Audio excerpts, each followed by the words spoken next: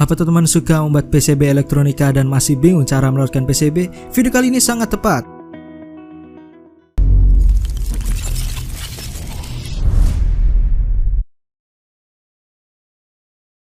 Hai, ketemu lagi di Atmo Production dan saya mengucapkan banyak-banyak terima kasih pada teman-teman yang sudah menonton video ini dan sudah like share video-video dari Atmo Production. Pada kesempatan kali ini saya akan menunjukkan pada teman-teman 3 cara meloadkan PCB atau etching PCB. Pada video kali ini kita akan bermain bahan kimia dan bahan-bahan yang teman-teman bisa temukan di rumah. Video kali ini kita akan membuat 3 percobaan atau perbandingan 3 cara meloadkan PCB, supaya teman-teman bisa tahu mana yang lebih efektif dari 3 cara pelarutan PCB ini. Sebelum kita mulai percobaan kali ini, teman-teman wajib hukumnya untuk menyiapkan kacamata dan sarung tangan karet supaya menghindari kecelakaan. Siapkan juga gelas ukur seperti ini. Jika sudah teman-teman siapkan rangkaiannya yang ingin dilarutkan, saya menggunakan rangkaian LCD Arduino. Teman-teman bisa belajar di klik di pojok kanan atas. Cara pertama yaitu menggunakan ferrichlorida atau ferrichloride. Untuk mendapatkan bahan satu ini teman-teman bisa ke toko komponen elektronika yang berjual komponen elektronika. Pasti dia juga jual bahan satu ini. Bisa dijual dengan harga 5.000 sampai 10.000 tergantung beratnya tentunya. Jadi kita langsung lihat saja campurannya seperti apa. Untuk takarannya tidak ada aturan pastinya, jadi jika teman-teman ikuti cara saya, yaitu dengan semakin pekat semakin cepat dia melarutkan, tapi tentunya jangan berlebihan ya. Kita ukur aja sedang-sedang saja. Kita tambah sini. Kayaknya satu lagi deh ya. Satu ini terakhir. Langsung saja kita lihat campurannya seperti apa aja ya. Gunakan air hangat atau air dingin, jangan air panas ya. Air hangat saja sudah cukup untuk melarutkan bahan ini, atau air dingin ya, biar cepat. Ini yang bongkahan ada yang kayak batu-batu ini, biar cepat larut juga. Sedikit lagi kita tambah. Jika sudah, teman-teman bisa aduk deh ya, supaya bahan ini bisa untuk melarutkan PCB. Jika sudah terlarut sempurna, baru deh kita langsung praktekkan ya.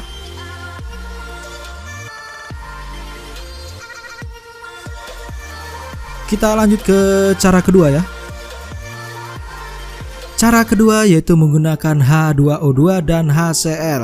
Teman-teman bisa lihat di sebelah kiri ya, saya lihat sini. Hidrogen peroksida dan asam klorida. Sekarang kita mencari tahu di mana saja teman-teman bisa beli ini. HCl teman-teman bisa beli di toko bangunan karena ini biasanya untuk membersihkan kerak-kerak, dan H2O2 nya teman-teman bisa belikan di bahan kimia atau di laundry ya. Dan di sini untuk berapa persennya, HCl di sini tidak ada ya di tulisannya berapa persen.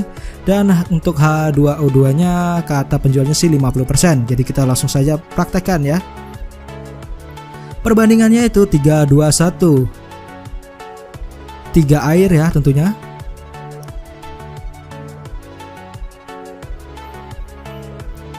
H2O2.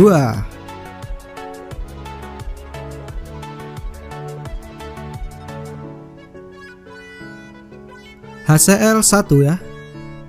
Kita masukkan saja.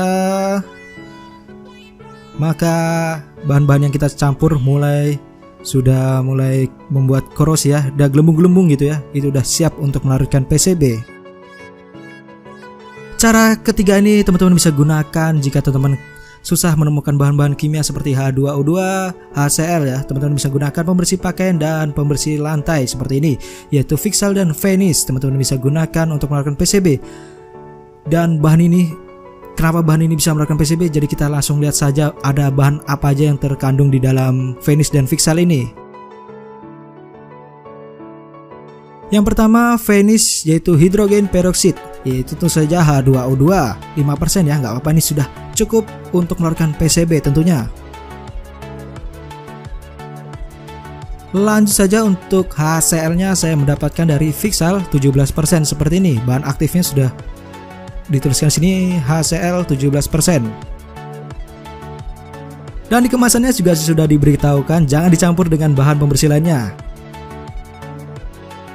Oke, kita coba aja lihat campurannya seperti apa saja. Untuk percampurannya juga tidak ada takaran pastinya, tapi jika teman-teman ikuti cara saya, yaitu perbandingannya 1:2, 1 Vixal dan 2 Venice, teman-teman bisa bereksperimen sendiri. Takarannya bisa teman-teman kira-kira sendiri ya, seperti apa. Jika teman-teman ikuti cara saya seperti ini 1:2 ya, jika kurang ditambahkan lagi dengan takaran yang seperti tadi. Untuk Venice-nya 2 ya, ini 1, saya isi dulu di sini. Oke, nice. Kita masukkan di sebelah sini. Ini yang terakhir. Jika nanti kurang korosinya, jika kita bisa tambahkan lagi untuk biar mempercepat korosi dari PCB-nya ya. Oke, sudah cukup. Kita tunggu saja sampai berubah warna dan mengeluarkan gelembung-gelembung ya. Jadi kita aduk sedekat goyang-goyang segini. Jika sudah, kita langsung aja deh menguji bahan-bahan ini.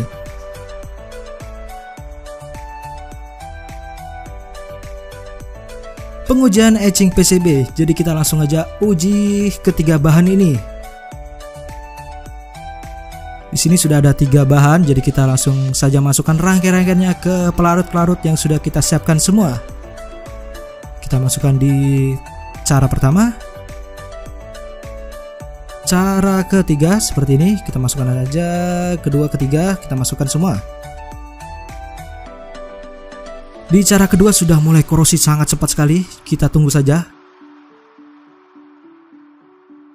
30 detik pertama teman-teman bisa lihat ya, di cara pertama masih sedikit ya, tapi di ujung-ujungnya sudah mulai korosi. Dan di cara kedua luar biasa ya, teman-teman bisa lihat sendiri sudah mulai bersih tapi masih ada sisa-sisanya, jadi kita tunggu saja. Dan cara ketiga belum terjadi apa-apa ya, masih mulai mengeluarkan busa-busa, jadi kita tunggu saja.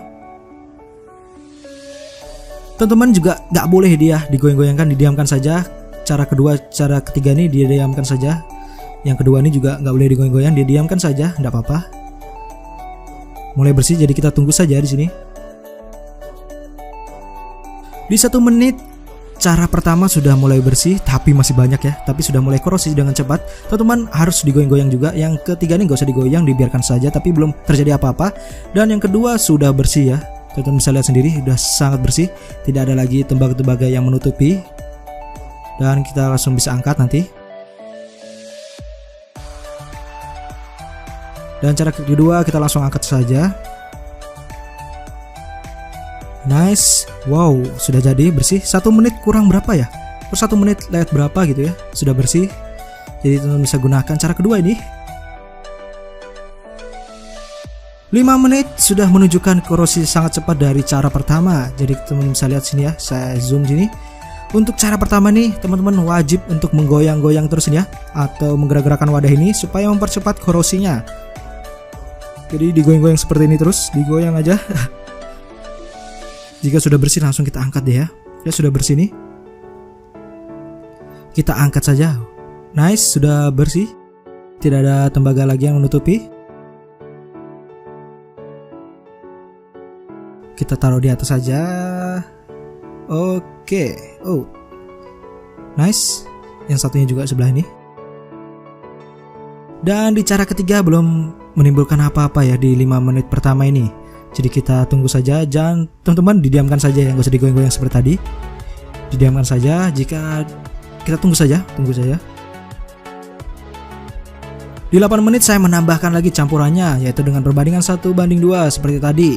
Dan di 8 menit ini sudah mulai terjadi korosi, tapi masih sedikit ya. 11 menit sudah mulai korosi dan buih-buih sudah muncul semua ya.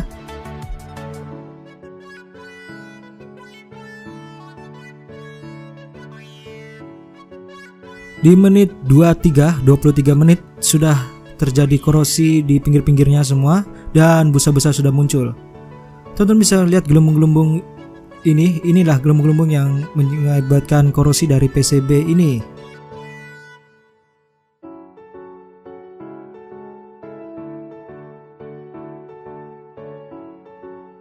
Kita lihat ya, sudah mulai bersih, tapi masih ada ya di tengah-tengah. Di pinggir-pinggirnya sudah bersih semua.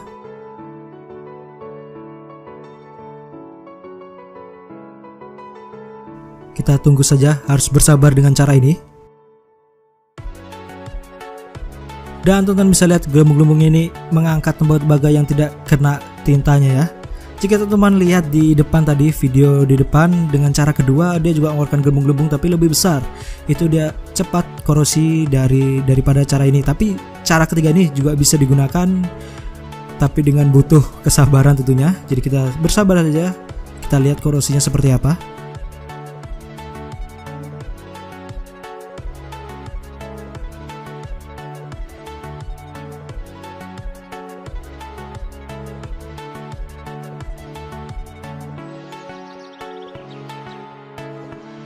30 menit sudah muncul ya. Kita tadi saya lihat sudah mulai bersih, tapi masih ada di tengah-tengahnya yang menutupi. Coba kita lihat ya, 30 menit ini. Oke, nice. Sudah mulai bersih, tinggal sedikit ya. Mungkin kita tunggu 5 menit lagi, mungkin sudah bersih sempurna ya.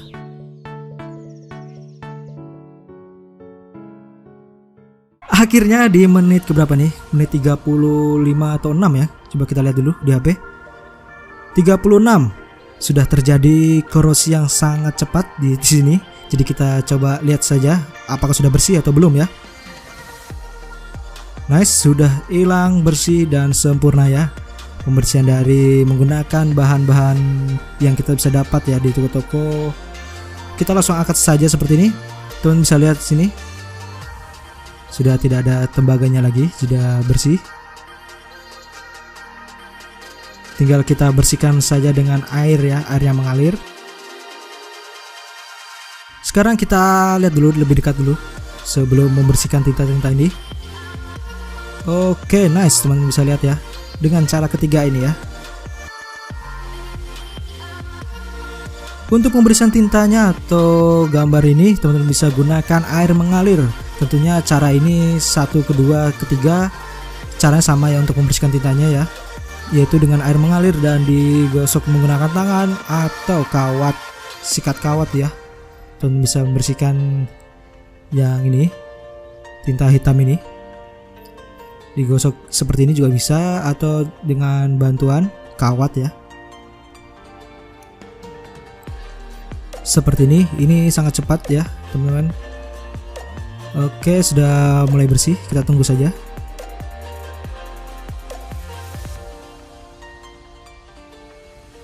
Sudah bersih walaupun belum bersih sempurna, tidak apa-apa, nanti kita bersihkan lagi. Kita sudah berhasil menggunakan 3 percobaan berbeda ya. Lanjut saja saya akan menyampaikan kesimpulan saya. Kita sudah berhasil mencoba 3 cara perawatan PCB. Saya akan berikan kesimpulan dari 3 cara tersebut. Jika teman-teman menggunakan cara pertama yaitu veriklorida, ada 2 hal yang harus diperhatikan. Pertama, jika ingin proses pelarutan cepat, campuran harus pekat. Semakin pekat, semakin cepat melarutkan PCB. Dalam proses pelarutan harus digerak-gerakkan wadahnya, dicampur supaya mempercepat pelarutan, dan ini wajib. Cara kedua yaitu H2O2, HCl dan air. Jika menggunakan cara ini, ada satu hal yang harus diperhatikan, yaitu perbandingan setiap bahan kimia dan air. Perbandingannya 3:2:1, 3 air, 2 H2O2 dan 1 HCl. Dan untuk proses pelarutan teman-teman tinggal diamkan saja, maka PCB akan korosi dengan sendirinya. Dan cara terakhir, cara ini teman-teman bisa pilih jika susah dalam mendapatkan bahan kimia seperti HCl dan H2O2. Dan cara ketiga ini ada yang perlu diperhatikan, yaitu percampuran vanish dan fixal harus 2:1. Tapi teman-teman bisa bereksperimen sendiri supaya mendapatkan hasil yang baik. Sekarang kita akan membahas kekurangan dan kelebihan dari 3 cara ini menurut Atmo Production. Kekurangan cara pertama menurut saya yaitu kita harus menggerakkan wadah terus-menerus sampai PCB benar-benar bersih. Mungkin ada beberapa teman-teman tidak mempermasalahkan cara tersebut, tapi bayangkan jika teman-teman membuat 100 PCB mungkin itu akan terasa berat. Tapi teman-teman tidak usah khawatir, teman-teman bisa menggunakan tempat yang lebih besar atau memodif pompa air dan dibuat menjadi mesin pelarut PCB. Kelebihan cara pertama yaitu campuran bisa digunakan lebih dari 1 kali jika disimpan dengan baik. Saya pernah menggunakan 5 kali dan tidak ada masalah. Bisa dibilang bahan satu ini mudah didapatkan di toko-toko yang berjualan komponen elektronika. Kekurangan cara kedua, bisa dibilang cara kedua ini tidak ada kekurangannya, tapi ayo kita coba bahas. Menurut saya kekurangannya terdapat dari bahan-bahan kimianya, karena tidak setiap toko menjual bahan-bahan ini. Saya harus berkeliling-keliling dulu untuk mencari bahan-bahan kimia ini.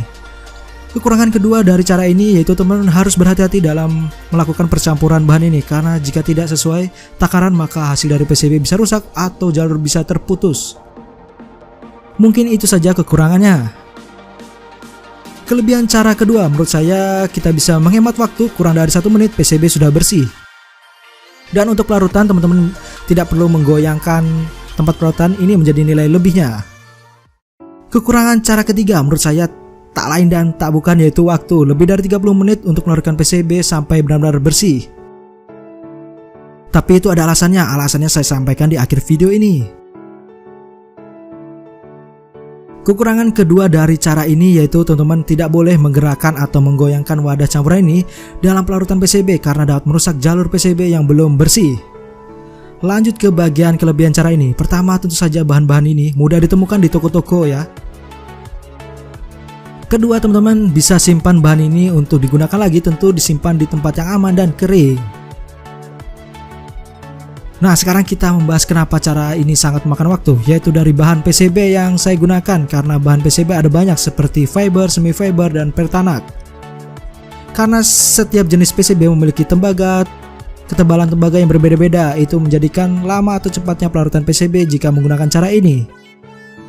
Dan kita sudah berhasil melakukan percobaan kali ini. Menurut teman-teman mana yang lebih efektif buat teman-teman? Jangan lupa untuk berlangganan gratis di Atmo Production dan berikan komentar teman-teman tentang video kali ini. Berikan like jika suka dengan video kali ini. Share ke teman-teman kalian jika video ini bermanfaat dan kita ketemu di video-video selanjutnya. Sampai jumpa.